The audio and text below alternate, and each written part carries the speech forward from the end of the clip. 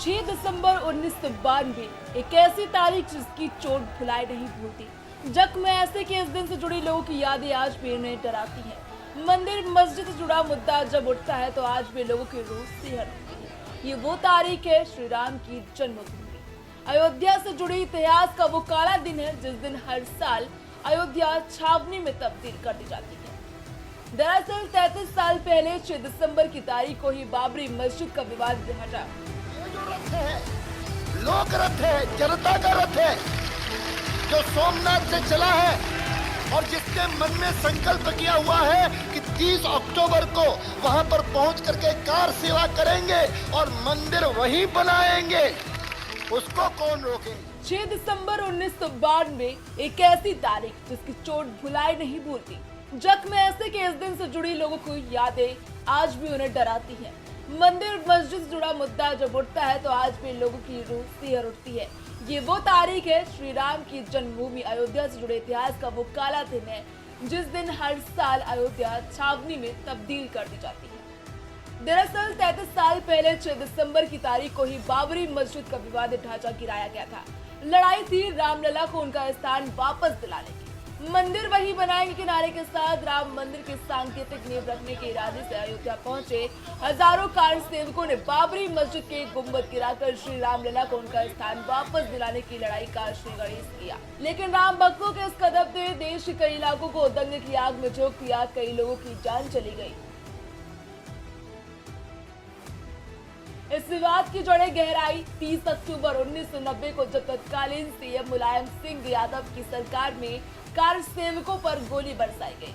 कसूर महज इतना था कि कार सेवक बाबरी मस्जिद पर भगवा फहराने के लिए पहुंचे थे और सजा इतनी बड़ी कि 30 कार सेवकों को मुलायम की पुलिस ने सजाए मौत दे दी। फिर वो साल आया जब 1991 में यूपी की सत्ता की चाबी भारतीय जनता पार्टी के हाथ में लगी और पद की शपथ लेने के बाद तत्कालीन मुख्यमंत्री कल्याण सिंह ने अयोध्या पहुंचकर जो नारा दिया वो बच्चे बच्चे की जुबान पर छा गया।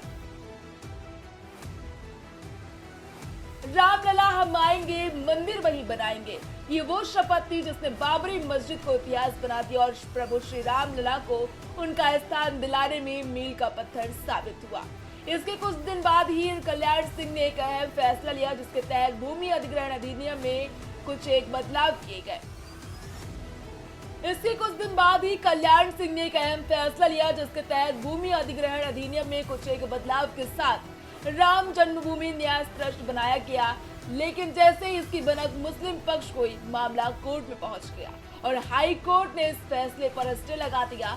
24 मार्च 1992 को मुख्यमंत्री कल्याण सिंह बिना किसी डर के जनता के सामने ऐलान किया कि चाहे सरकार रहे न रहे लेकिन राम मंदिर जरूर बनना चाहिए। इस ऐलान में वीएचपी ने भी दम भरा और 7 जुलाई को जनता के बीच घोषणा की विवादित ढांचे को बनाया नहीं जा सकता लेकिन गिराया तो जा सकता है। इस पर कोर्ट ने कोई स्टे नहीं लगाई है। इस घोषणा के पूरे देश में एक तनाव का माहौल बन जाता है। धीरे धीरे तनाव इतना बढ़ गया कि वीएचपी ने सरकार से इजाजत न मिलने पर कुछ बड़ा करने का ऐलान कर दिया। देश में रहने वाला हर भारतवासी श्री राम की संतान है। मुरली मनोहर जोशी भी राम की संतान है तो सैयद शहाबुद्दीन भी राम की संतान है। राम का बंटवारा हिंदू और मुसलमान में नहीं। 30 अक्टूबर को धर्म संसद की मीटिंग में तय हुआ कि 6 दिसंबर को अयोध्या के अंदर कार सेवा की जाएगी और देश का माहौल गर्मा गया। तत्कालीन कल्याण सिंह सरकार भी सुप्रीम कोर्ट पहुंची और सर्वोच्च अदालत में पत्र देकर इस बात की गारंटी ली कि अयोध्या में सिर्फ कार सेवा होगी और कुछ नहीं। सरकार ने ये भी कहा कि अगर कर सेवकों को रोका गया तो ये स्थिति बिगड़ सकती है। धीरे धीरे कर सेवक अयोध्या पहुंचने लगे। पूरी अयोध्या छावनी में तब्दील हो गई और 5 दिसंबर को भाषण का सिलसिला शुरू हुआ। लाल कृष्ण आडवाणी ने रामलला के मंदिर के लिए बलिदान देने का प्रण किया। उमा भारती और अटल बिहारी वाजपेयी जैसे नेताओं ने भी मंच से गर्जना की। नुकीले पत्थर निकले, उन पर तो कोई नहीं बैठ सकता, तो जमीन को समतल करना पड़ेगा, बैठने लायक बनाना पड़ेगा।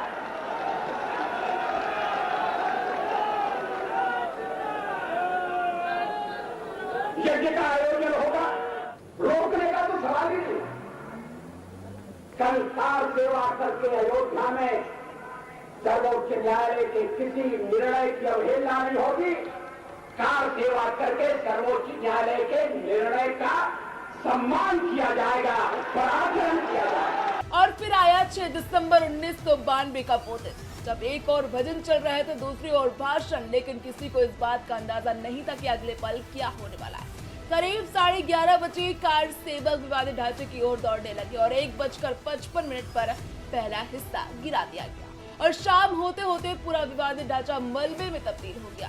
कार सेवकों ने गर्भगृह में राम, लक्ष्मण और हनुमान की मूर्ति को गर्भगृह में रख देते और टेंट से बाहर एक मंदिर बना दिया गया।